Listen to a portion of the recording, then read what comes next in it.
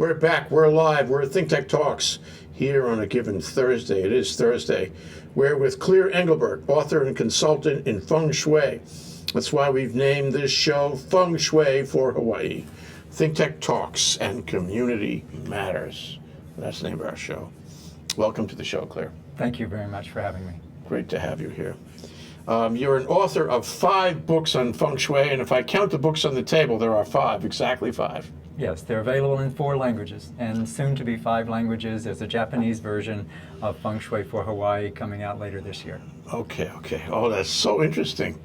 So, what are the 5 books? It's like 5 books of Moses, or the 5 books of Clear.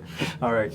Feng Shui for Hawaii. This came out in 2008, and it came out as a response from a series of library talks I'd been giving, going to different libraries and speaking about how to apply Feng Shui for the homes that I was seeing on these islands, the specific problems that I would encounter over and over again. And so I put that together in a book, and Watermark produced it and put in beautiful pictures. Oh, so I can see. It's an excellent book. You pick a picture and show our listeners a good picture, just they can get the idea. Oh, that's really beautiful. Yep. This is first-class production. Yep. Yeah. And it will be coming out on Kindle fairly soon. It's not quite out yet, but it will be fairly soon. Does that mean it's out on Amazon? Well, it's been out on Amazon for a while. Okay. Right. All right. Feng Shui for Hawaii Gardens came out in 2012, and I've been a gardener most of my life, and there's so much to say about how the forms around your home influence the energy that finds your home. And there are so many plants that grow here in Hawaii that I felt like it was important to have something that actually talked about individual plants. There's something I do a lot of in here, was talk about individual plants, where they're good, as well as how to use things in the landscape in designing that. See, that drills down on things that I didn't know, that individual plants had a role in Feng Shui.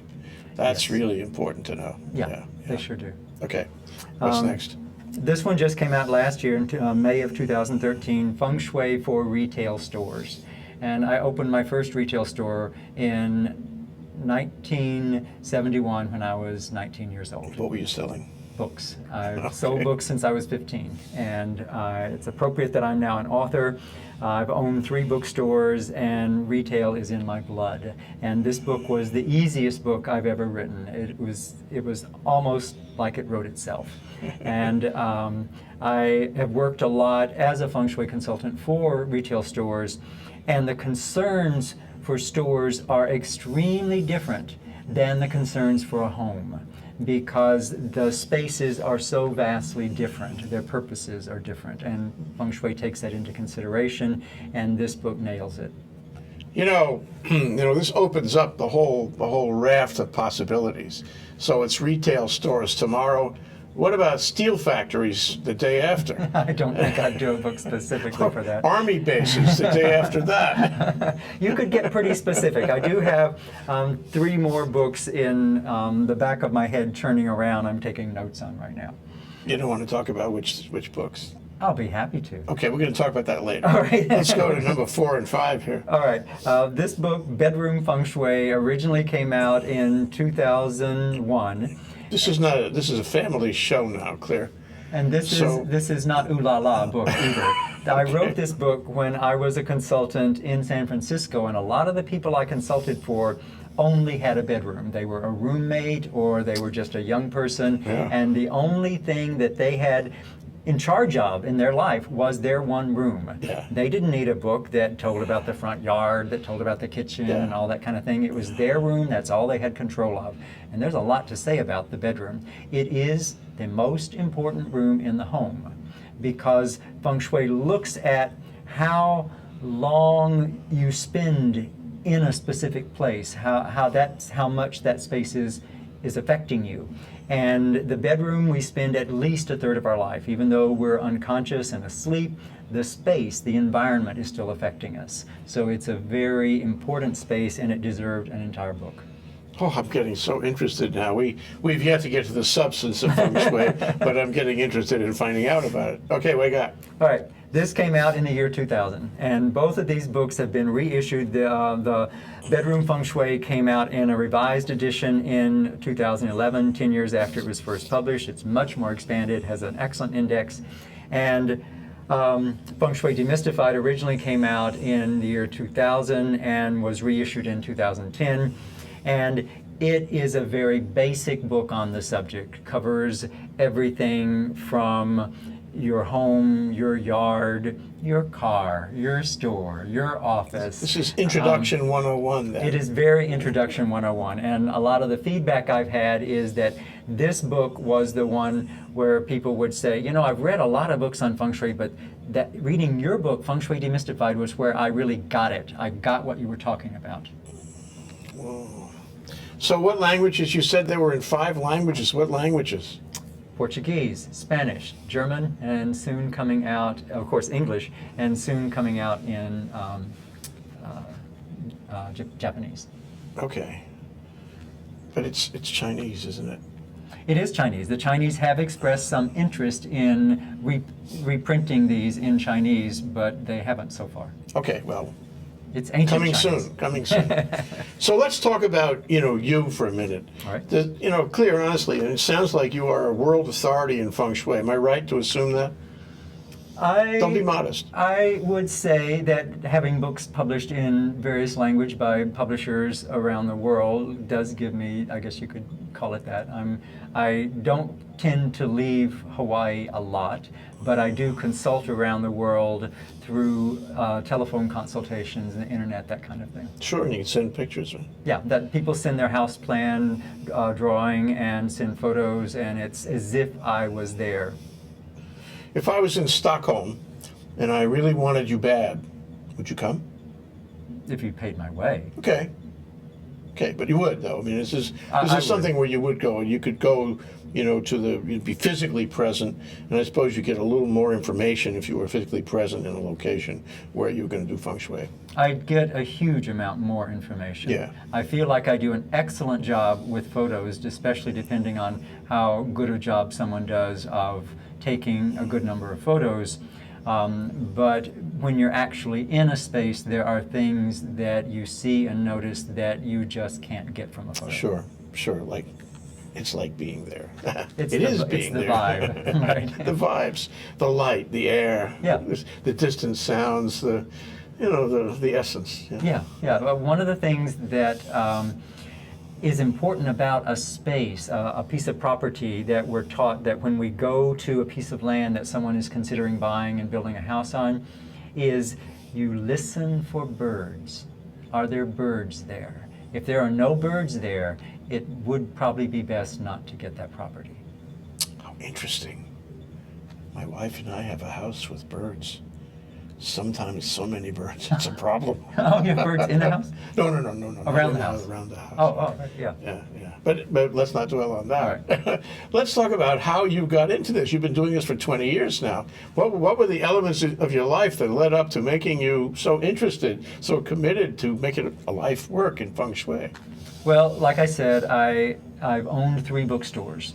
And I was interested in the books that had been published on Feng Shui, but most of them, in fact, all of them up until the early 90s, were books that were about compass school Feng Shui, which compass school relies... Compass, like compass with the marks of a compass? North, south, east, west. Okay. Yeah. It relies on Chinese astrology and Chinese numerology to figure where is the best place to put your couch, your bed, those kinds of things. And that didn't really appeal to me very much. I was somewhat interested, but I wasn't that interested. And then in the early 90s, an author named Sarah Rossbach came out with a very... Rossbach, Rossbach. That's her name. Okay. Yep. She came out with a groundbreaking book called Feng Shui for Interior Design. and it was the first popular book on what's known as form school Feng Shui, sometimes called landform Feng Shui. And that's the oldest kind of Feng Shui. It's based on what things are shaped like, on what the mountains are shaped like around a home, what the home itself is shaped like, where the front door is, where the windows are, the form of the place, the shape of it.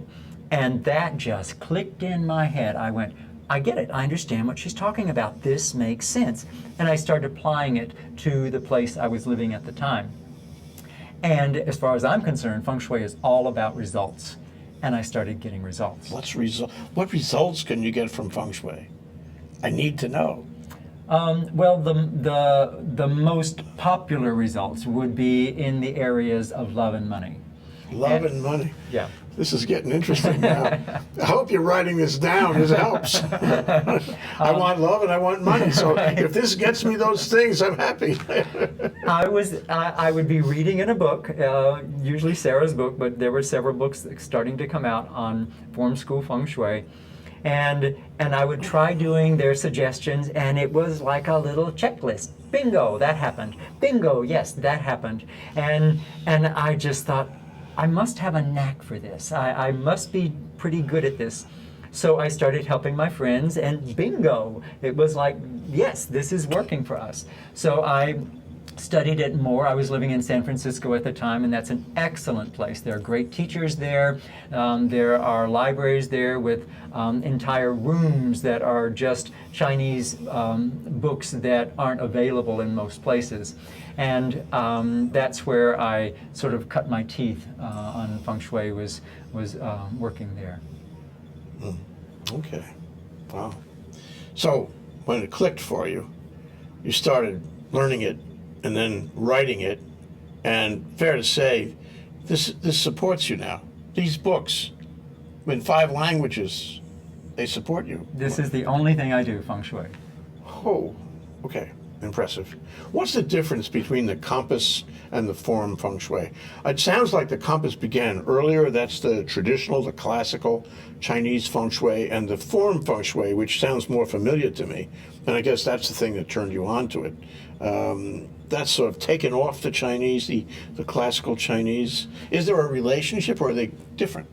The form school is the earliest school. Oh, interesting. It began I wouldn't have guessed in that. the hills of China, where people were looking at the hills and the mountains and saying, oh, look at that mountainside there. That looks like a dragon there. And they would, it started out as a funerary art. It was where you would put the graves of your ancestors in a protected location. And that was one of the basic things about Feng Shui, was protection. How can we put our ancestors' graves, because the ancient Chinese were ancestor worshippers, and so it was very important to put those graves in a protected spot. And it was many hundreds of years before they started applying it to homes. Do they still apply it to graves? Oh, yeah. Oh, if do? you go to a Chinese cemetery, you will see these cement horseshoe-shaped things around the grave. That gets higher in the back and lower on the sides. And they're just built up because they are representing the mountains that get higher in the back and lower on the sides, that are basically giving backing. They're like a chair that has good backing Giving you behind support, you. giving you comfort in your condition, Right. which is terminal. Right. Okay. So when Feng Shui moved from the hills and mountains of China into the vast flat plains, it didn't have those forms to go by anymore. That's when the Chinese invented the compass, and they are the ones who invented it, and they did not invent it for navigation. It was later used for navigation. It was first invented for use in Feng Shui, so they would know best ways to orient. And Can we go back to that one more time? They didn't use it for navigation. no, it was And later it was the used. original compass. It was the original. They were the first one ones. that built the world, that compass. So they weren't using it to get around. They were just using it for laying out Feng Shui. That was the first use of it. I'm sure it The didn't year? take them all that long. The year? Well, I don't remember the year exactly. My history's a little. It was a long time ago. It was a long time ago, and I don't know the dates in Chinese It's history all that well. fascinating to know that. Fascinating. You know, how You know, it's an extraordinary evolution of the human condition, the human learning experience, to go from there to there. And I will say that most Compass School practitioners also practice form school. They also, because it's the oldest school and it's considered to be, in a sense, the one that is most powerful. If your home has that horseshoe shape around it, if you're like in Manoa Valley and you've got the highest peaks right behind your home and the ridges come down lower on the sides of your home, the ocean's in front of your home, that's considered the ideal sort of horseshoe behind you. That's the most protective location. Wow, that's Clear Englebert. He's an author and consultant in Feng Shui, and he's here, right here in our studio. And we're talking about Feng Shui for Hawaii because it's not the same everywhere. And this is Think Tech Talks. Community does matter. Community matters here today. And after this very short break, we're going to ask him exactly how do you get to the love and money.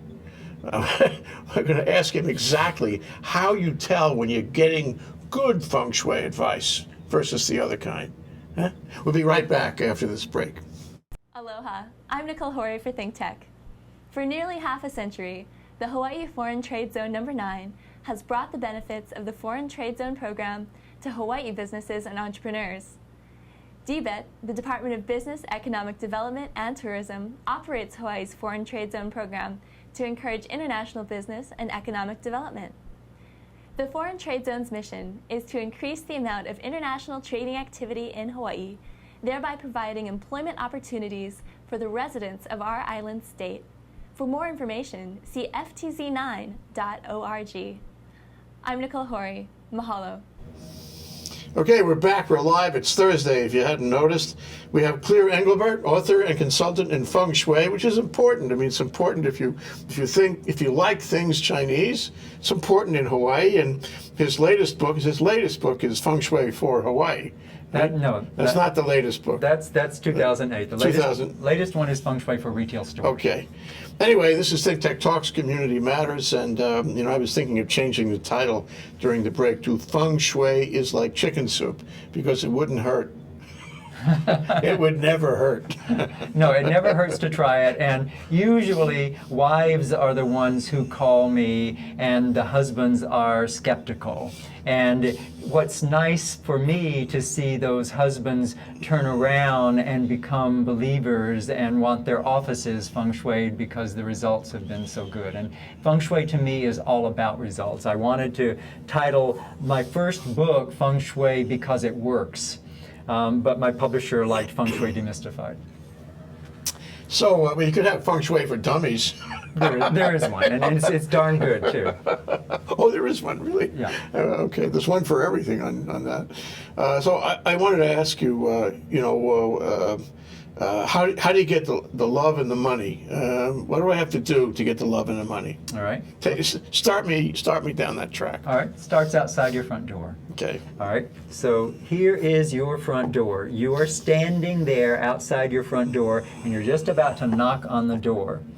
And if you are the person living in the home, and you are hoping to get a partner who's a female, you put a female image on the outside of your home to the left-hand side of your front door. And that's if you're standing outside the door ready to knock. It would be on your left-hand side. If you're looking for a male partner, you put a masculine image on the right-hand side. And the reason you do that is that in form school feng shui, it's considered that the shape of the landform around the home, there are these archetypal energies, and the one on the left-hand side is the tiger, which is feminine. The one on the right-hand side is the dragon, which is masculine. So that's the basis for putting those particular things out there, and I call it feng shui advertising. And I know a woman on the Big Island who I had suggested that she put up a masculine image on the right-hand side of her front door because she was single and she wanted a guy, and she didn't want to stay single. And she quickly went out and got what's called a green man mask and put it up there, face of a man's face kind of coming through leaves. It's just a mask. It's not really so much a mask as it is a relief sculpture of a man's face coming through leaves. Okay. And she liked it a lot, and she did it quickly. And that's a real factor in Feng Shui, is how quickly a person responds to a suggestion for their good. In And other words, when you give a Feng Shui suggestion and the person accepts it quickly, it's more likely to work. right, the results are more likely to be more profound. Because that person is taking it on faith, is going down the track right away without hesitation, without ambivalence. Ambivalence gets in the way of Feng Shui, am I right?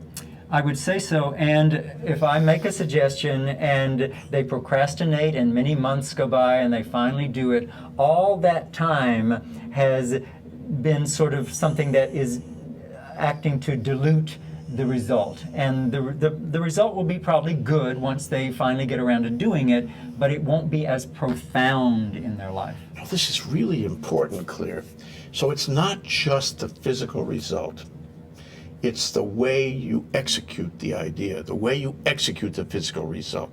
It's an experiential thing. It has a dynamic to it. It's the experience of putting the Feng Shui together, and that's part of the metric of making it work.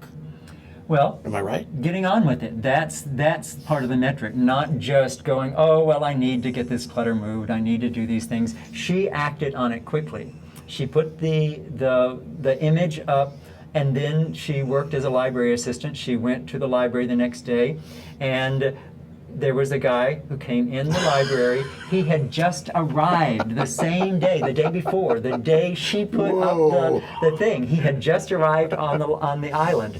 And he figured, well, I'll get my library card first thing. I'm a responsible person. I know I'm going to want a library card. So he goes in to get his library card. They strike up a conversation. They go out to lunch. They are living happily ever after. And their ex-landlady, because they've now moved into their own property, their ex-landlady said, you know, those two people are perfect for each other, and it would be hard to find good matches for those people. But I think that there was just something in the universe that once she put up that intention with a physical object, it helped to make that drawing together of the right person. Now, as a Feng Shui consultant, could you see all of this? Absolutely at the not. moment? Absolutely not. All I do is give my best suggestion. I try to be as educated as I can be. And what I tell people when I'm giving a consultation is, my job in the consultation is to notice what's wrong and tell you what my suggestion is that you do to fix it.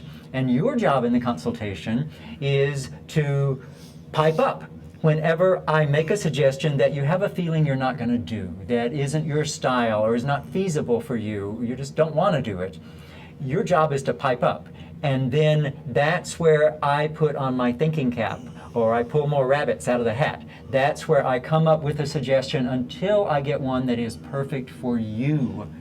How will we know that it's perfect for me? Because you'll say, oh, that's great, I'll do it. Okay. All right. Gee, this raises so many questions. It's really interesting. So, how do you know, okay, that the house isn't already perfect? I mean, how do you know about these rules, about the tiger on the left and the dragon on the right?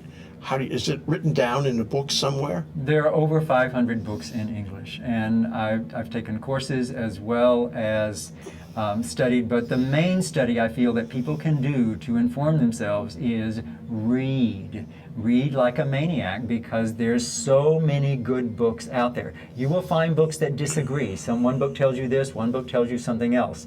What they're not telling you is that one book is a form school book and one book is a compass school book. And that's where you have to sort it out. If the book asks for your date of birth, it is a compass school book. Sure, astrology. Right, it's astrology. I really don't go by that information. I have no problem with astrology and numerology. But you don't necessarily agree with their suggestions. I would not arrange my bed or my couch by astrology or numerology. Because would you be afraid? No, because I can't go shifting it around every year. That's one of the things that Compass School will often do, is suggest that this year is this a good place for your bedroom, but next year it'd be better that your bedroom be in a different part of the house. And I know a very famous consultant she lives in Southern California, but she was called to Texas to Feng Shui for some folks who had already had a consultant You used there. it as a verb. Yeah. I Feng Shui, you Feng Shui. Okay, so that's permissible. Yeah, I do. it is for you anyway. Right, I do. And she arrived at the home, and based on the Compass School person's advice, the people were not sleeping in their beautiful master bedroom. They were sleeping in their detached garage.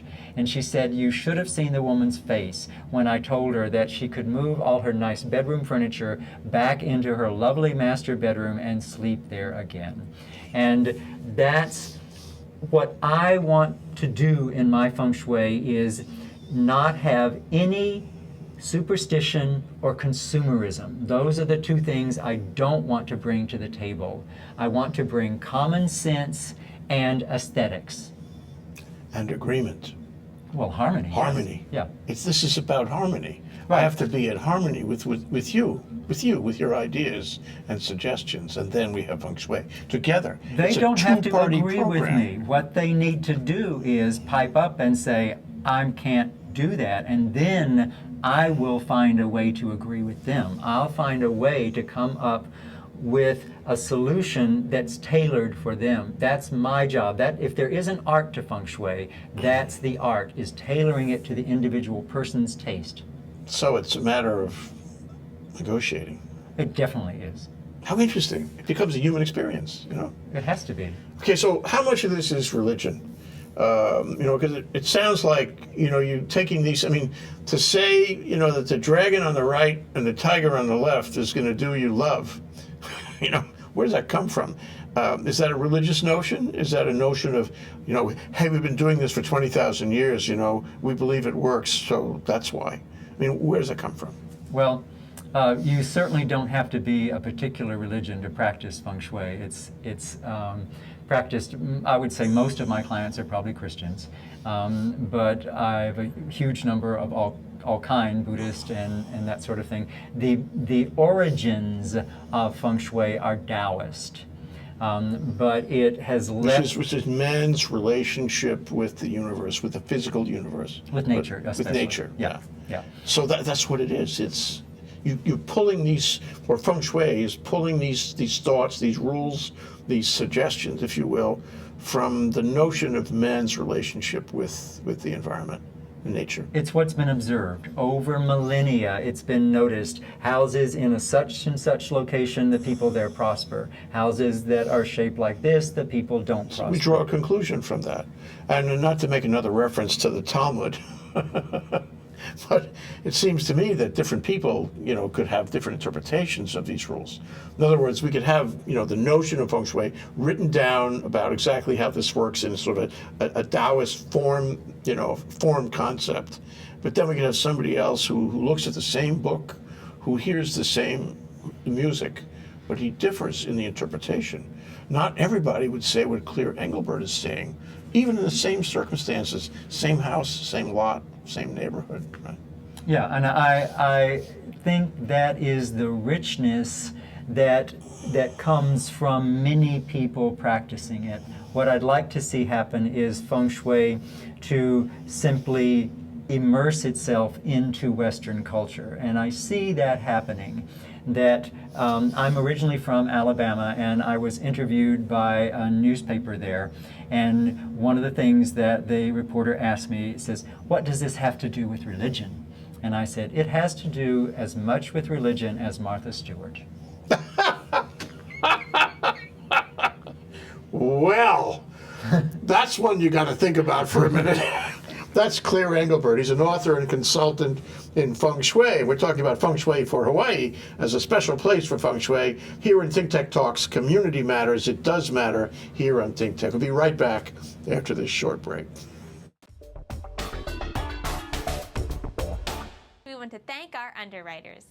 Hawaiian Electric Company and its affiliates Maui Electric on Maui and Hawaii Electric Light Company on Hawaii Island are deeply committed to the communities they serve. Galen Ho is a senior executive of BAE Systems, a global defense, security, and aerospace company. The High-Tech Development Corporation, the state's leading technology agency, attached to the Department of Business, Economic Development, and Tourism. Castle and Cook Hawaii, with a time-honored legacy that spans more than 160 years and revolves around its mission of investing in Hawaii, creating communities, and providing for the needs of our state.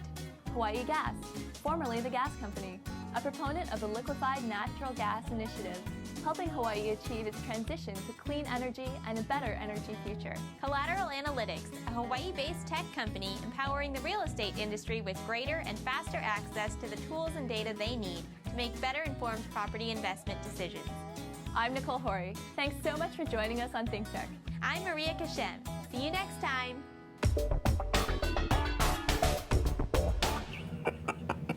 Okay, we're back. We're live, and it is a dream job being here on Think Tech. Think Tech Talks here on a given Thursday in Community Matters, and it does matter. With Clear Englebert, author and consultant in Feng Shui, and he wrote 5 books in 5 languages. That's 25 language books, if you don't mind my math. We're talking about Feng Shui for Hawaii, and we didn't finish with love. There's more on love.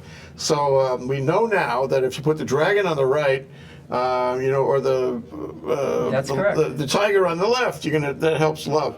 I'm just wondering though, in our time, suppose I walk up to the door and I'm a woman, okay, and I want love, but instead of having, the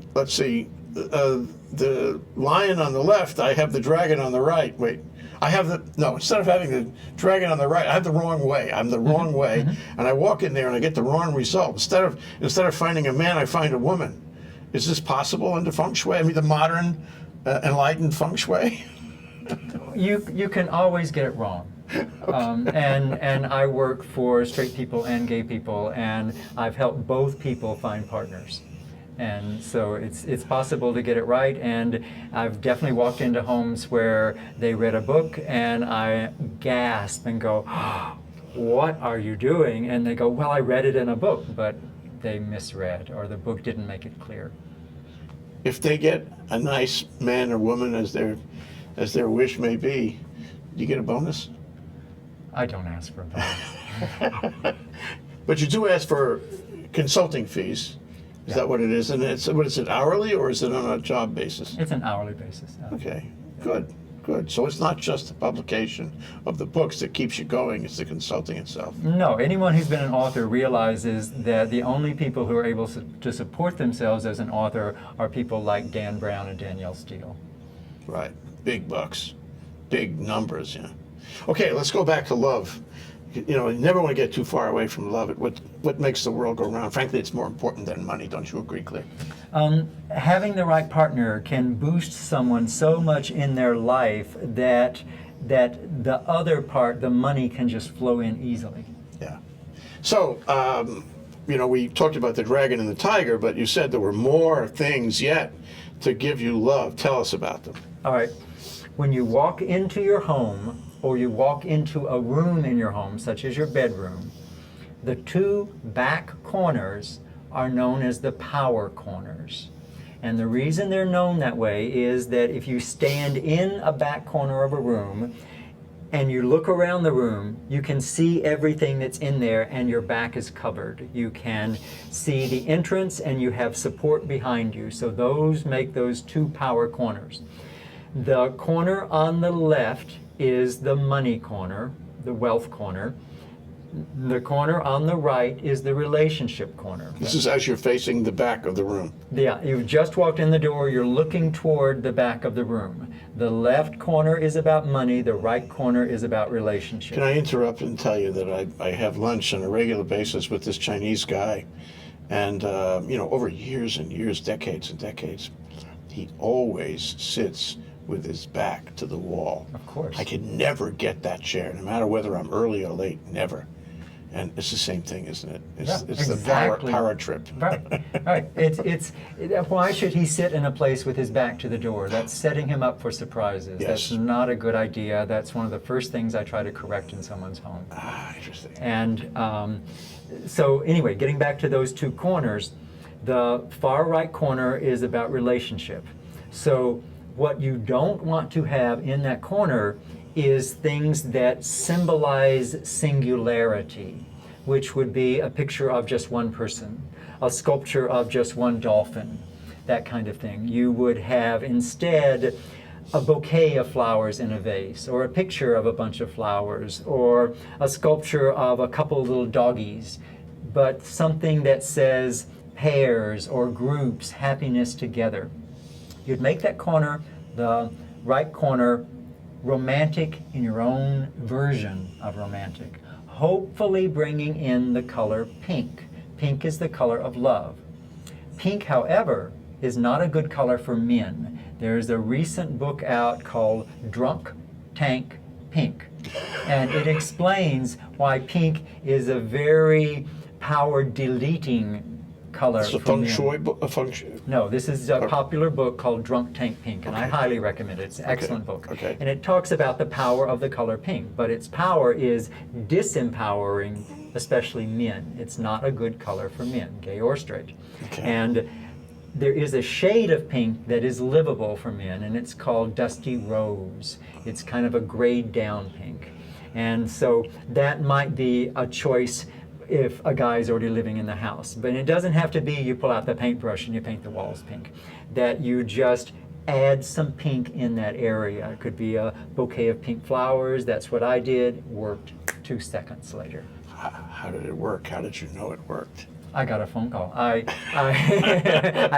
amazed me. It really amazed me. I was living at the time in San Francisco in a studio apartment, and my far right corner of that apartment was the bathroom, and it was a very small bathroom, very high ceilings from the 1930s, all white. Everything was white. There was almost no room. And I looked, there's no way to make this romantic. What can I do? But there was a little space across from the toilet that I could put a basket up on the wall. And so I got a basket, I screwed it up there, and I thought, I'm going to put some pink flowers in there. I was going to use artificial flowers. And I wanted lotus flowers because I'm a Buddhist and lotus is very symbolic and nice. And so I checked around and they were all pretty expensive. So I called and found there was a place in the East Bay that sold sprays of lotus flowers for $3 a spray. And so I gave my credit card number. I said, send me your whole, everything you got. And I got them in the mail. And if you get artificial flowers in the mail, they look just terrible. They're all wrinkled up and bent. And Can you resurrect them? Some people pay me just to do their artificial flowers right. because I've observed nature so much in my life that I'm very picky with artificial flowers. Every leaf has to be separate, have to sort of look like it's facing the sun. The petals are all separate. I got a chair, I stood up on it, I started arranging those. I spent a very long time in that chair. And then I stood down, I put my arms akimbo, and I just said out loud, boy, your phone is gonna ring. 2 seconds later, my phone rang with a date. It was not the sort of soulmate for me, but 6 months later, I did meet my partner that I'm still living with today, and I'm as happy as it can be. Isn't that wonderful? Oh, so you were a designer before you were in Feng Shui, or you became a designer after you learned about Feng Shui? I mean, because you're into design, you're into exquisite detail.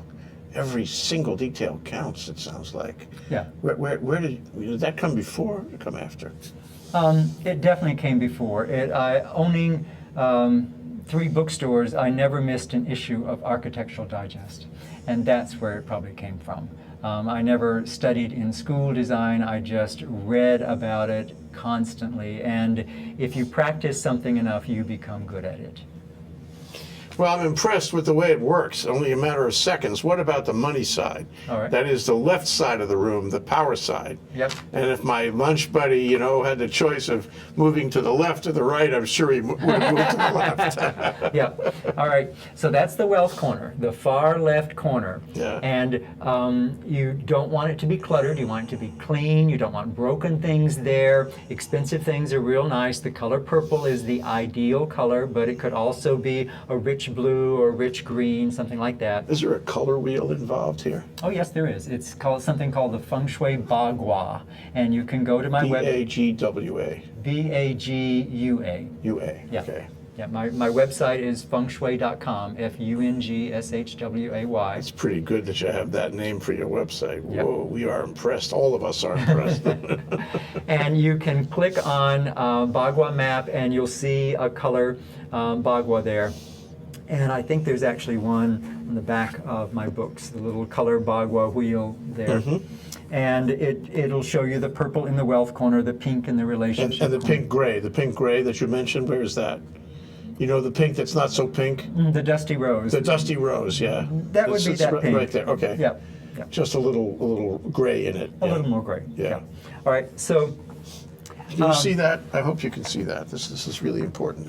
So, I mean, we attend to detail. This is not broad brush stuff. Get a little higher. Okay, that you can see the pinwheel there, the color wheel. Yeah. Okay. All right. All right. Please go on. All right. So one of the most important things about the wealth corner is if it's possible to have a fountain in that corner. And money in Feng Shui is represented by water. Water equals money. And the interesting thing is that that was exactly the same way it was in old Hawaii. The word for fresh water was wai. Shui. In Chinese, it's shui. Did you know? Yeah. Okay, sorry. Yeah. In Hawaiian. In All right. Hawaiian. In different. Hawaiian, the word for fresh water is wai or vai, and the word for wealth is vai, more fresh water.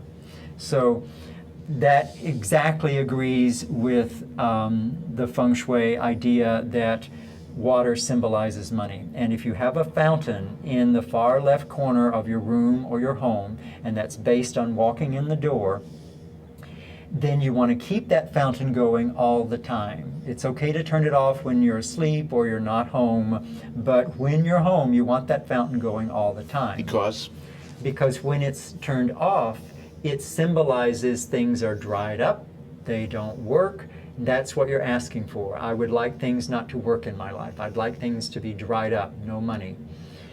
So that's a huge difference between a fountain that is flowing and bubbling and a fountain that is not. The other thing you don't It doesn't want... matter if this is an automated fountain, you know, with little pumps and motors on it. The idea is just to have the water flowing. Yeah. Somehow. Yeah, that's Okay. the idea. And what you do not want is a fountain that has a light bulb below the water. That is called fire underwater, and nature doesn't give you that. It's a conflict of energies. Makes it artificial. It's a conflict, Okay. right? It's not a good idea.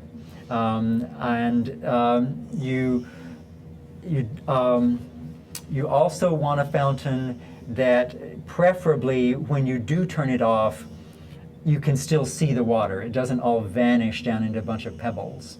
I had, about 12 years ago, I did a talk at a bookstore in Sacramento and was talking about that Feng Shui Bagua and the different areas that were good for fountains. And I said, well, the three areas that are really good are the wealth corner, the health area, and the career area.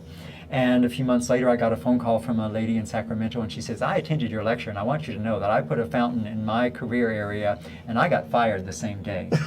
And I said, well, tell me more.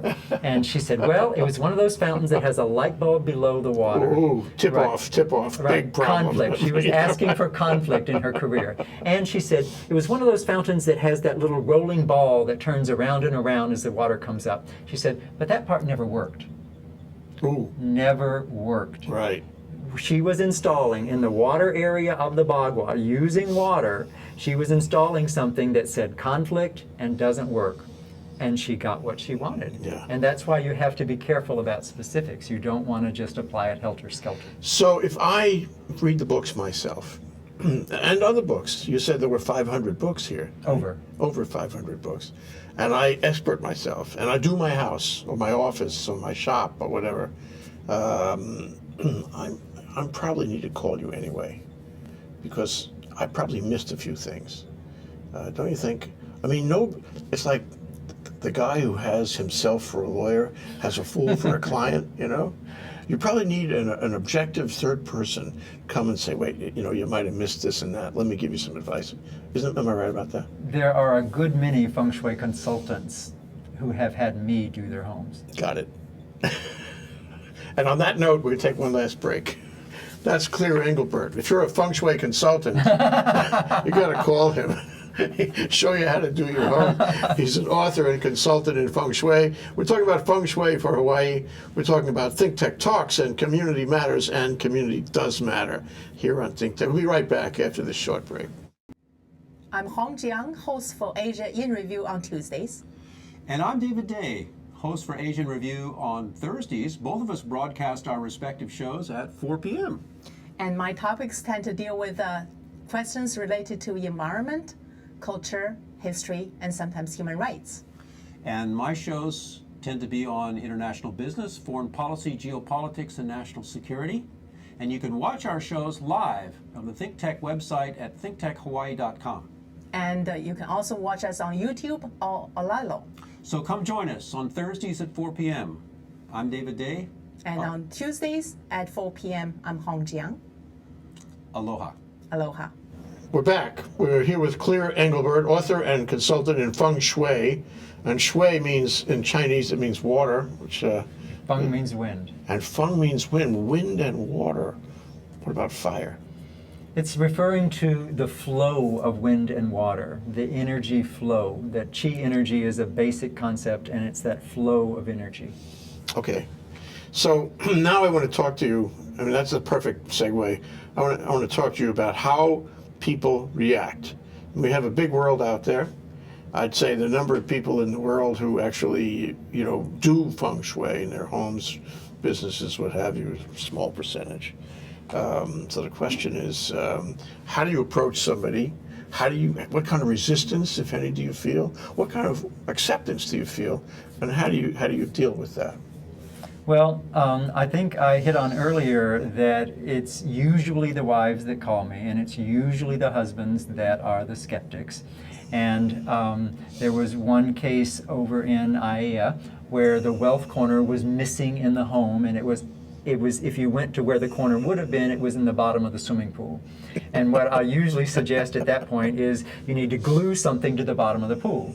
Well, the husband was a professional diver, and he had an office here in Hawaii, part of a national firm, and he did not believe in Feng Shui at all. His wife had attended one of my courses at Kapolei High, and so she asked him to do that, to glue it, and what she used was an amethyst ring that had belonged to her mother, and he took one of those porcelain caps that goes over the bolt of a toilet, and he glued that down where the corner would have been, so that when the pool cleaner came along, it wouldn't mess with that ring.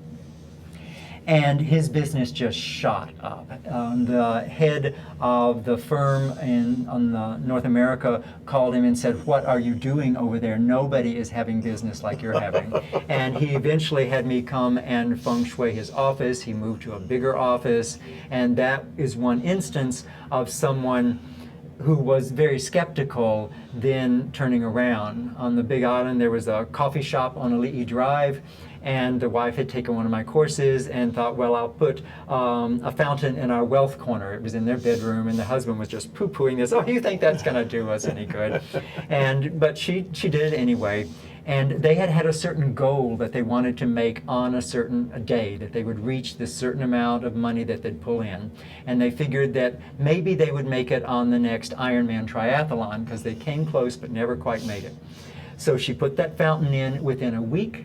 They reached that goal. The next day, they surpassed the goal. And she thought she'd have some fun with her husband and said, well, you know, I think you're right. It probably has nothing to do with that fountain. I'm going to move that fountain. And he goes, oh, no, you don't. You leave that fountain where it is. He understood.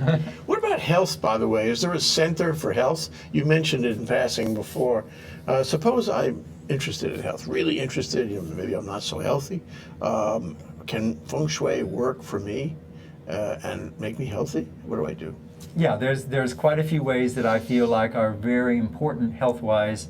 And there are a couple of areas of the Bhagavad that have to do with health, but the thing that I think has the most to do with health is a concept that's called poison arrows. And that's being aware when something is pointed at you. This is not a good thing. Right, this is not a good thing. Yeah. And you saw how you kind of moved back a Yeah. little bit when I did this. Well, the sharp right angle of a piece of furniture or a protruding corner in a room can be doing that same thing. You just divide that corner in half and watch where it aims. If you've got a bedside table that's aiming right over your bed, that portends that you could have health problems along where that line is coming along your bed. And very often I've gone to someone's bed and I've seen where a sharp right angle of a bedside table goes across. I take my finger through the bedspread and make the line, and I hear the person gasp behind me and going, oh, that crosses my heart, that's my worst health problem. That crosses my breast, I've had breast cancer. One guy said, it was his mother's bed, and he says, that goes right across her ankles, that's where she has arthritis, right there. And I think what's going on is that even though your body is asleep and unconscious, when you're in the bed, it's still aware that something is aimed at it, something is pointed at it. Subconscious almost. Right, right, when it's asleep there. And the other thing that I do in Feng Shui is I have a Gauss meter, and a Gauss meter, the same kind What's a that... Gauss meter? How do you spell that? G-A-U-S-S-M-E-T-E-R. It measures magnetism. It's like a degausser. That must be out of the same root, yeah. The degausser demagnetizes things. Yeah, Gauss meter measures magnetism, and magnetism is measured in milligauss. And it's the same device exactly that a cardiologist uses. And I go to a home and I measure for electromagnetic fields. And one of the worst offenders is those massage chairs. I just went to a home today that had a massage chair. And someone, I call them electric chairs. And I'm sorry to see they're putting them in at airports. They're very bad for people. Yeah. Because the field right where your vital organs are is getting a strong zap of electromagnetic field. That's why that can't be good. It's very bad for people, and what I'll tell, I've gone to people's homes and there would be one in the bedroom, and I would look at the couple there and I would say, look at your wedding rings. Part of what goes along with that wedding ring is your hands. Use your hands, massage each other, get rid of that chair. So, oh, wow. You know, when you make these suggestions, does it result in big expenses for your clientele? I mean, do they wind up, paying big bucks to reorganize their homes and get rid of the electric chair, the magnetic chair and all that stuff? And I mean, should I be prepared to spend a few tens of thousands of dollars in order to get Feng Shui? I sure hope not.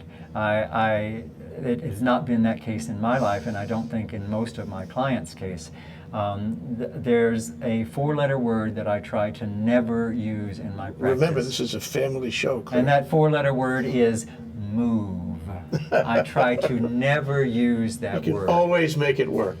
There is one instance where I will tell people to move, and that is if they have very strong electromagnetic fields near their home. There was a home here in Hawaii, in Honolulu, that the next block had a substation in it, and there were very big wires coming out. They had just bought this home, and everywhere I measured in the home, there was really bad electromagnetic fields, extremely elevated, and I had to suggest, I think it'd be better if you moved. And they took my advice, they moved to a spot, he bought a Gauss meter so they could check it themselves, and they're much happier in the new home. They just feel like it's really the home that's for them, and I was glad that they listened and took my advice on that one. There it is again. It works. Clear Englebert, author and consultant in Feng Shui. Feng Shui in Hawaii, Feng Shui for Hawaii, name of the book. There's 4 other books in 5 languages. This is Think Tech Talks, Community Matters, and it does matter. And we could also say that Feng Shui is like chicken soup, but that's for another show. More to come. Thank you so much, Claire. Thank you. Been wonderful talking to you. Aloha. We'll be right back. We have Carlos Juarez. We have Alberta DeGently. We have Asia in review. We got a full afternoon, so stay tuned.